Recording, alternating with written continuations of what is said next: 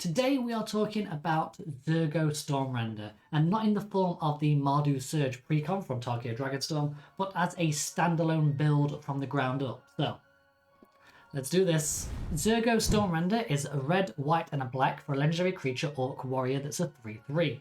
They have Mobilize 1. Whenever this creature attacks, create a tapped and attacking 1/1 red warrior creature token, sacrifice it at the beginning of the next end step. Whenever a creature token you control leaves the battlefield, draw a card if it was attacking, otherwise each opponent loses 1 life. Zurgo represents both a draw engine and a win con within the command zone.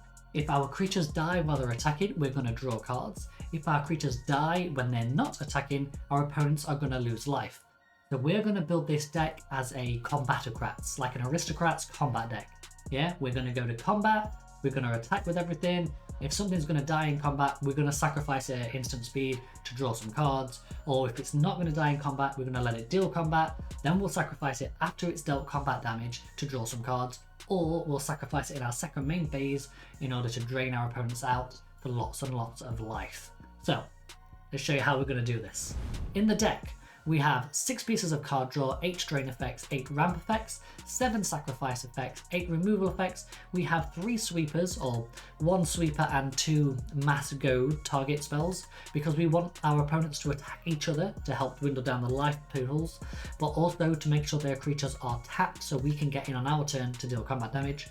And we're running 21 token cards, 2 I win buttons I guess, and we've got 38 lands, 41 including MGFCs. In our card draw section, we are running Corrupted Conviction, Village Rites, Deadly Dispute, Eviscera's Insight, Idol of Oblivion, and Braid's Arisen Nightmare. Idol of Oblivion and Braid's Arisen Nightmare are the 2 key ones you really want to be running in this deck, because it allows us to consistently draw cards with Idol of Oblivion every time we make a token, and Braid's Arisen Nightmare allows us to sacrifice this token fodder that we are creating on our end step to drain our opponents out, as well as drawing cards, which are the 2 key things we're doing in this Combatocrats deck.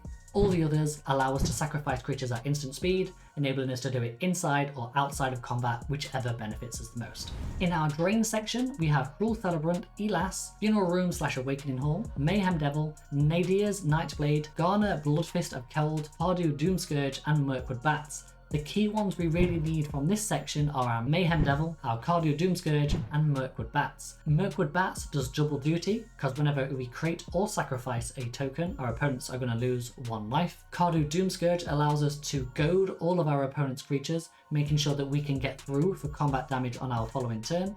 And then whenever an attacking creature dies, each opponent loses 1 life and you gain 1 life. And then finally, Mayhem Devil, whenever we sacrifice a permanent, doesn't matter what permanent it is, as when it's sacrificed, Mayhem Devil deals 1 damage to any target. We can use this to burn somebody out at the end of the game to eliminate an opponent, or just to remove those key threats on the battlefield that are stopping us getting through that combat damage.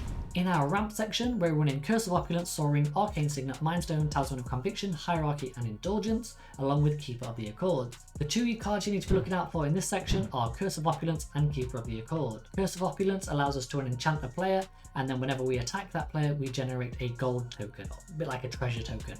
But it also does the same for our opponents, enabling us to whittle 1 person down, so whoever is the archenemy, we can really target that person.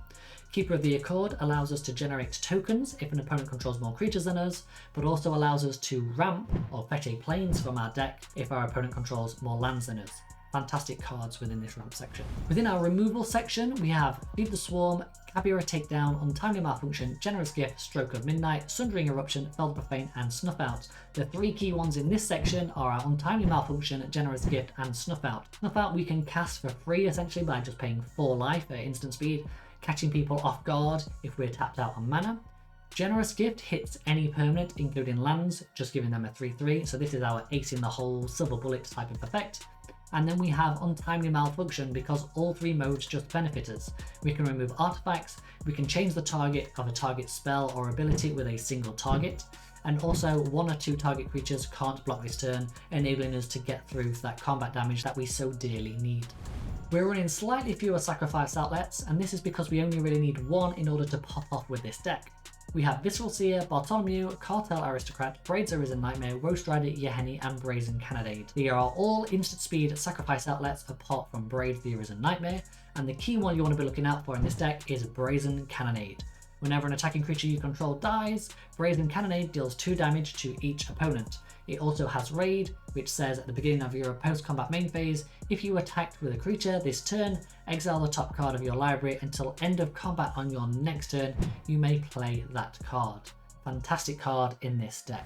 For sweepers, we are running Disrupt Decorum, Taunt from the Rampart, and Ruinous Ultimatum. The 2 key ones in this deck for us are Taunt from the Rampart and Disrupt Decorum, as these are our 2 mass goad spells that enable all of our opponents to attack each other, making sure all their blockers are tapped out so we can get in for combat damage on the following turn to deal maximum damage. Onto our token section, we have 21 cards here. We've got Alnox Strike Leader, Charismatic Conqueror, Dollmaker's Shop, Loyal Apprentice, Voice of Victory, Adeline Resplendent Cathar, Infantry Shield, Lagomos Hand of Hatred, Redoubled Stormsinger, Starry-Eyed Skyrider, Twilight Drover, Will of the Mardu, Windcrag Siege, Zurgo Thunderer's Decree, Bonecon Butcher, Keeper of the Accord, Mardu Siegebreaker, Venerated Stormsinger, Echoing Assault, the Least Reverent Medium, and the Master Multiplied. While all of these cards are absolutely fantastic and some of them are very, very strong, I want to point out the Least Reverent Medium and the Master Multiplied.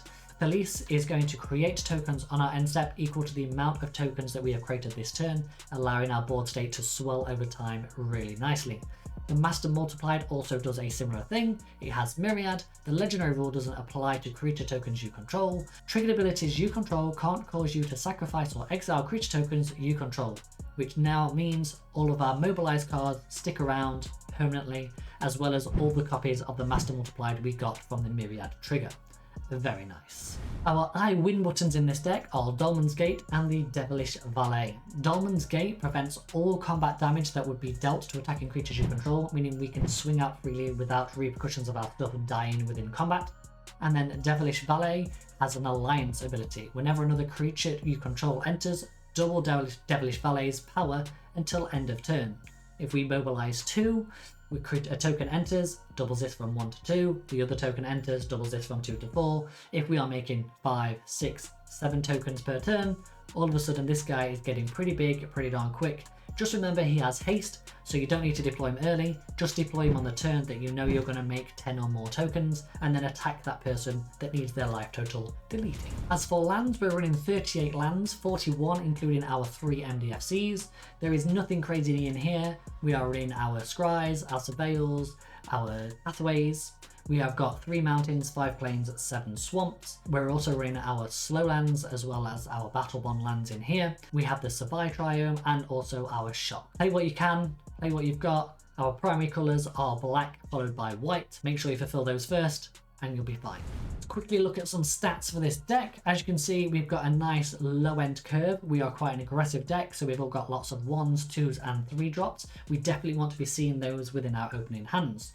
The average mana value of our deck is 2.89, which means as soon as we get to 6 mana, we can start double spelling, getting stuff onto the battlefield really, really quickly, which is important because if anybody board wipes, we want to be able to rebuild within 1 turn. We have 48% of our deck as black, which is covered by 63% of our mana base.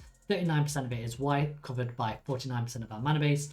35% of the deck is red, covered by 44% of the mana base. 13% colourless, covered by 7%, but we know we don't need to worry about colourless because we can use any mana of any colour to pay for that. Get out there, get on the battlefield, start attacking your opponents. Some cards you might want to consider if you are also building the Zurgo Stormrender from the ground up. We have Skull Clamp and Caesar. Skull Clamp is obvious, we're making a lot of tokens, so let's sacrifice them to draw some more cards. Caesar does a lot of work in this deck because he sacrifices things, makes tokens, and also he draws cards himself. In terms of drawing effects, we've got the Marionette Apprenticeship, Zulaport Cutthroat, Bastion of Remembrance, and Vindictive Vampire, all playable within this deck. Malekith Rebirth is a fantastic protection spell we could also add in. If you are struggling to hit your lands because your mana base is not quite on point, then Wayfarer's Bauble could be a way of colour fixing / ramping for you if you need it. Sacrifices effects, I've already mentioned Skull Clamp and Caesar. Butcher of the Horde is another one which I thought would be quite nice, because you can sacrifice creatures when you go to combat, triggering your commander to draw cards, making this guy even better during his combat phase. Another sweeper effect you could run is Eliminate the Competition. This does require you having a bigger board state full of tokens, so you can sacrifice all the tokens in one go and then eliminate all the creatures that you don't want on the battlefield. Ocelot Pride is a fantastic creature for 1 mana if you can reliably gain 1 life every turn. So yeah, if you feel like you've got enough life gain in your deck to trigger this enough, then yeah, this could be a great one to include. Artifacts that you might want to include: Blade of Selves for the Myriad trigger. Equip this to anything, give it all Myriad. Pairs up very, very nicely with our Master Multiplied. Ketra's Monument reduces the casting cost of our wipe spells, and it also allows us to create a token every time we cast a creature. This is a fantastic budget options, especially if you don't have a copy of Charismatic Conqueror. That's his name. Other creatures we might want to run are Mahadi, Pitiless Plunderer, allowing us to generate more tokens, Ramp, Color Fix all at the same time, as well as Veto, Fanatic, Alkalizai, because whenever we sacrifice things, this is going to do multiple things, create tokens, let us gain life, etc. The other way of building this deck and playing this deck is with effects like Impact Tremors, War Leader's Call, Within Range, stuff like that. Whenever we create the tokens, whenever a creature enters, we're going to do damage to people at that point. You might be looking at things like Warstorm Surge at that point as well.